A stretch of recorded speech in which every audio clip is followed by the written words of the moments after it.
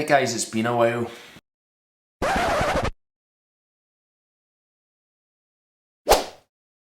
Right guys, it's been well over a year. I think it's been a year and at least a year and a couple of months since the last time I've done a vlog. So just kind of wanted to start doing them again. So just thought it would clear the air and kind of let you know what the last year's been looking like. So obviously, like everybody else, you've had the coronavirus. So obviously with that, you're isolated, things happen, life took a turn for everybody that I think they weren't expecting. The first thing that obviously happened to me, and I think I spoke about this in other vlogs because I haven't watched them in such a long time, was obviously the first thing that happened was the wedding was cancelled. That really, I was quite surprised by how much that actually affected me, you know, like it was that much of a build up, and I think it was literally like 4 weeks before the actual wedding where it got cancelled. That was quite hard to take because it was mental torture leading up to the wedding, if I'm being honest. So yeah, like obviously coronavirus, the wedding gets cancelled, and then you obviously get into isolation, and I was pretty isolated. I stuck to the rules quite vigorously at the start, still do to an extent, you know, but Ruth always worked right through. She works in a pharmacy, so she was working right through, so it was basically me in the four walls, which is for most folk what kind of happened. A lot of people will be able to relate to that, and they know how hard that is. So kind of went for that, completely isolated, and yeah, like nothing much happened with a year, and I think that's kind of why I stopped vlogging. I think it was like, it felt irrelevant, it felt there was nothing to do. So when I didn't have anything to do, actually, I'm saying there was nothing to do, but when I got it in my head to end up training for a marathon, just create my own marathon. So I started doing that. I was doing really well, found it really easy. I've always found running really easy. I don't mean to be derogatory to anybody else who trains for it, but I found it really easy. I got up to an 18 miler and my knee went, I think severe runner's knee or whatever it was never officially diagnosed because you couldn't get to see anyone because again you weren't allowed to. So I had to stop running, so it kind of put me in a really bad place, if I'm being honest with you. It put me in a really bad place. I had no access to any gym stuff. I was so motivated to do it. I was running week in, week out. I was furloughed, so it was something massive to concentrate on, and didn't happen. And there's an element of that, it feels like a failure, even although you know it's not your fault. It was still pretty hard. It was really, really hard mentally to deal with. So fast forward with that, not in a good place the rest of the year, nothing to really aim for, no goals. The wedding was moved to 2021 by that time. So we ended up bringing things forward. So I just got it in my head, well, why don't I buy a house? That was meant to be coming after the wedding. So I kind of brought it forward, ended up seeing a house that I liked, and then ended up selling the house I was in, hence why this might look different to people, and then buying this house. And to say that that was a smooth process, anybody who's tried to sell and buy a house in the middle of a pandemic and in lockdowns and stuff like that, where it was levels and all that kind of stuff, it was an absolute nightmare. It was an absolute nightmare, and if anybody wants to get advice, if you know where I live, on what lawyers not to use, just send me a message, just send me, Martin, what lawyer did you use, because all I'm just going to say is don't go to them. It was an absolute fucking nightmare, and I'm not joking. And it was, I mean, moving house at the best of times is absolutely horrific, it's so hard, but selling a house as well and dealing with people who are really incompetent was not a good mix. So that really affected me, that was really damaging psychologically. And I came from a really rough background, so even when we moved into the house, we moved in the one really bad snowy day in the 4th of December. That was an absolute nightmare, but just, well, not going to moan. We got a house, it's a lovely house, we both love the house. It was a massive upgrade, should I say. I felt a wee bit out of sorts. I had a bit of a harder background, felt really out of sorts. I couldn't settle in the house at all. People always think that's mental. People think that's really strange, or, you know, enjoying your house, and the answer was no. Not at the start, took me a long time. I found it really, really, really difficult to settle. I was finding every reason to be out the house. I was walking everywhere, doing everything, like just to be out the house. But I eventually settled. So at the start of the year, we kind of made a few decisions, and I still wasn't really in a good place. I don't think I was kind of spiraling, I felt like. And it's really hard to kind of talk about this kind of stuff because, like, in my job, like, I'm a wee bit of a leader, I help a lot of people out, help change folks' lives effectively, but all in all, I was doing an amazing job at that. Some people were really getting life-changing results, but all around me everything was falling apart, to be honest with you. And that's kind of like everything I love doing, and I kind of lost myself. I know that sounds really cheesy to some folk, but you kind of lose yourself a wee bit. And talking to a lot of folk, I think through COVID and through lockdowns and stuff, it has been really tough. And I'm not going to sit here and play a victim, because it has been tough. So at the start of the year, Ruth and I made some other goals, and round about February, March, apologies, so I can't really remember exactly when, but we obviously got the amazing news that Ruth was pregnant.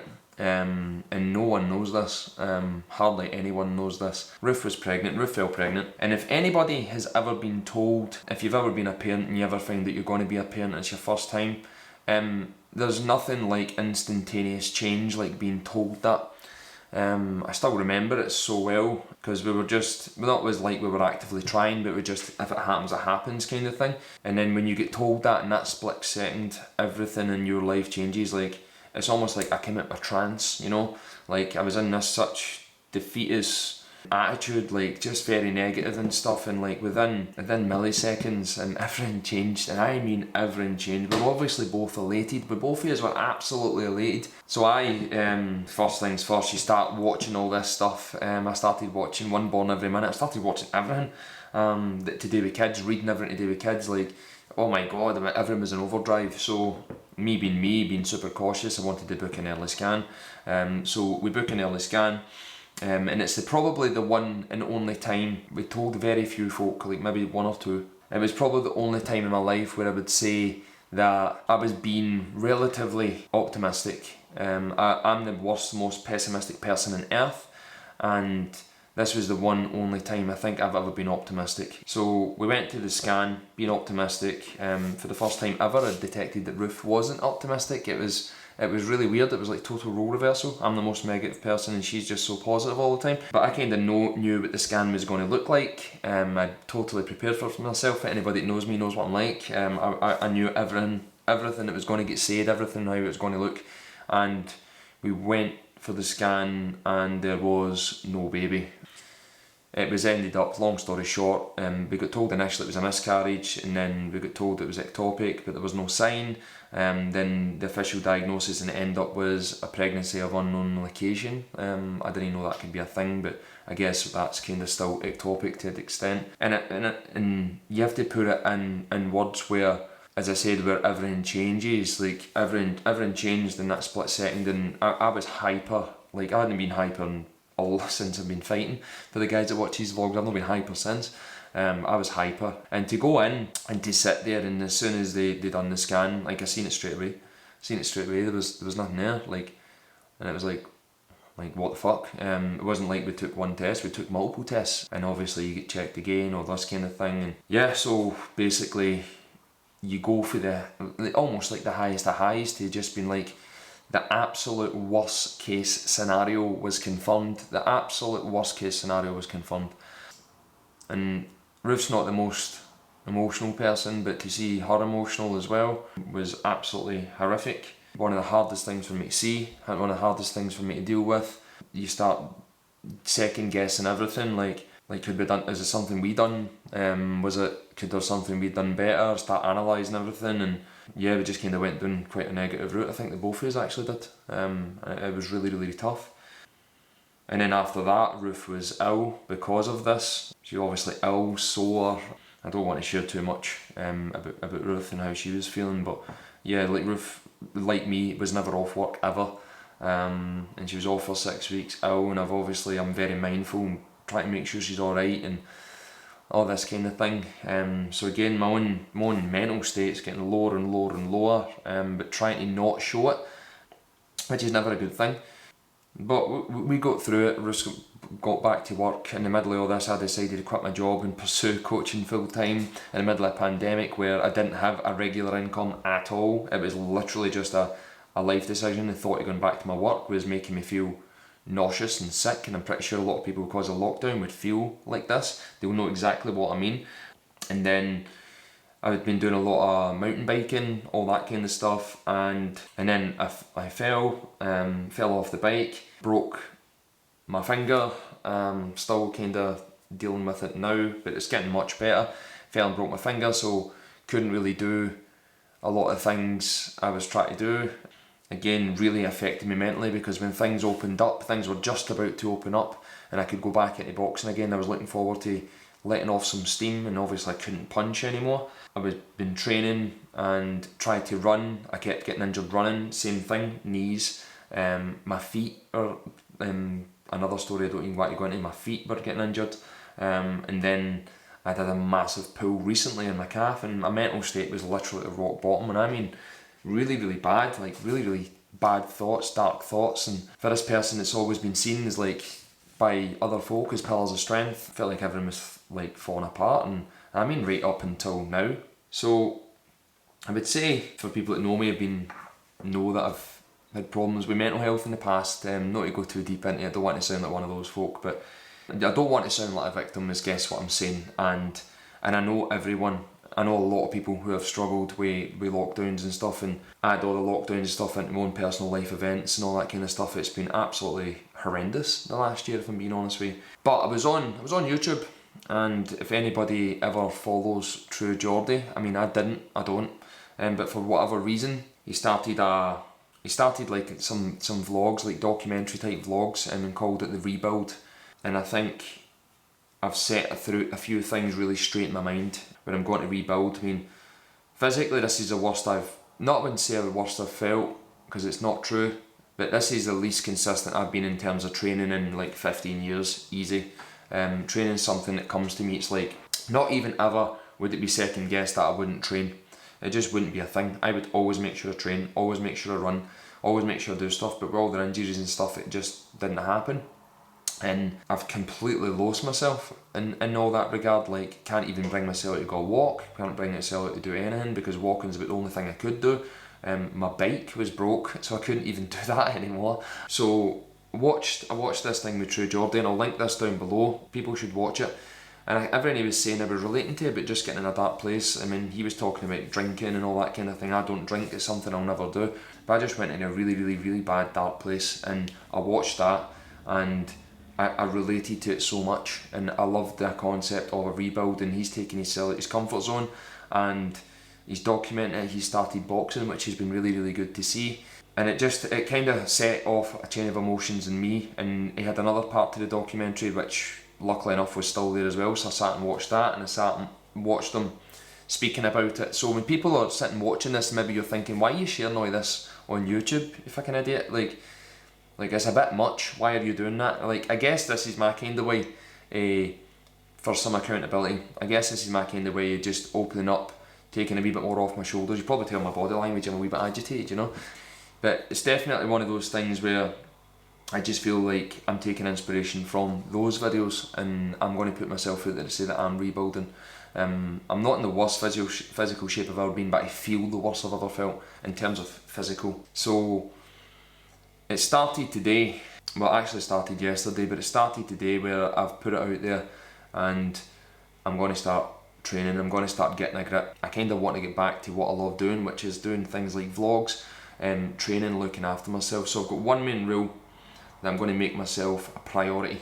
I'm going to be my priority. When I get up each day, the first thing I'm going to work on is myself before I work on anybody else, and that's a big thing that I'm going to do. So today, Richie and I, we went on a big bike run. We went on a bike run, and we'd planned this. We went out on the bike, and we'd already planned it. We're going to go on the bike, we're going to take the pads, we're going to take the gloves, we're going to find somewhere, which we found this place here. As you can see here, it was just like a great setup right next to the Clyde. Nice open space, really early in the morning, no one around, really, really private, and just, I was absolutely buzzing to go. Now, I've not punched in a long time. I still have a broken finger, although the brake's healed, it's really, really, really hard to bend and straighten. So we just set off and done some pads with each other. So we biked down to this place, and we done pads, and I even see that I feel and look sluggish.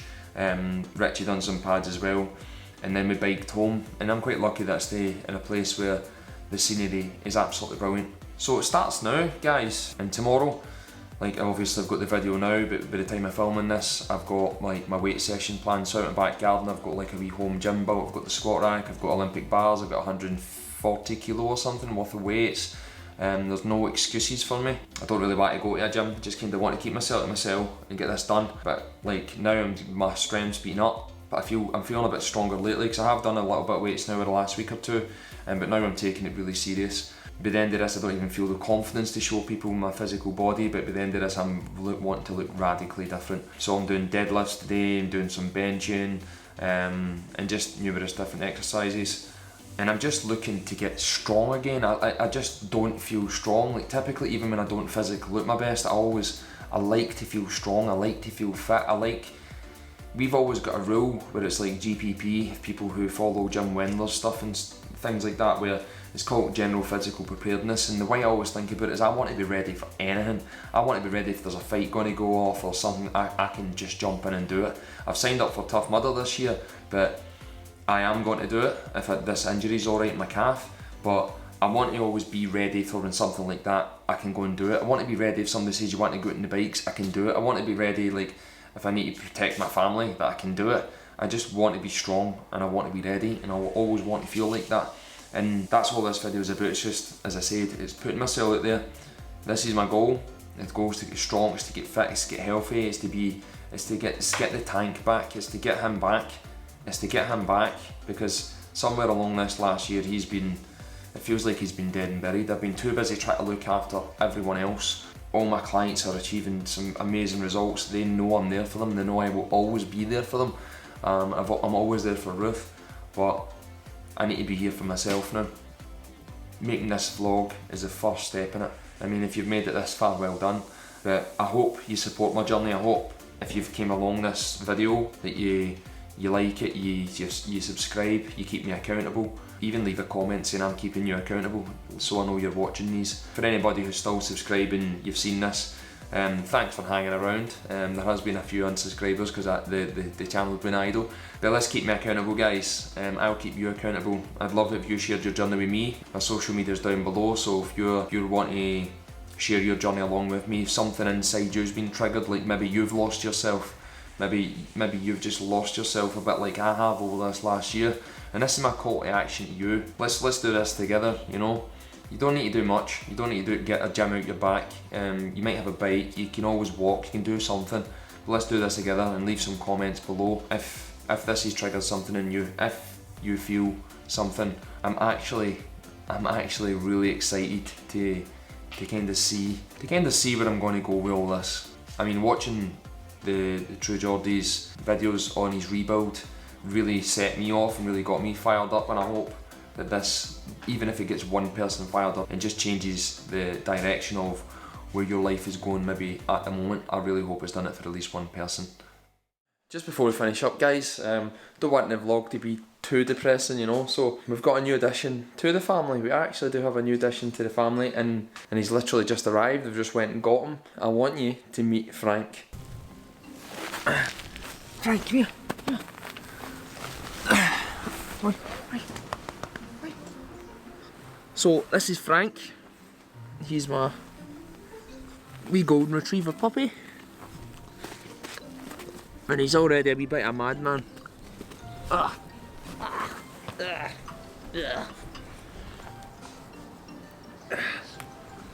He's a couple boy. You're strong, you're a...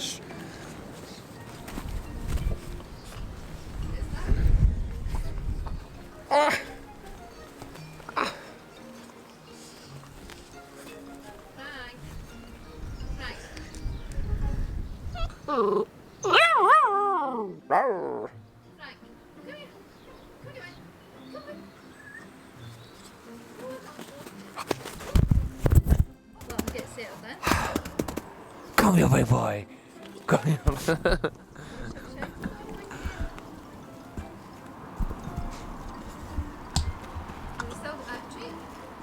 No, exactly. Again, I'll just tie the vlog up there, but this guy's going to be in these a lot, I would imagine. So again, thanks for watching, and I'll see you all again soon.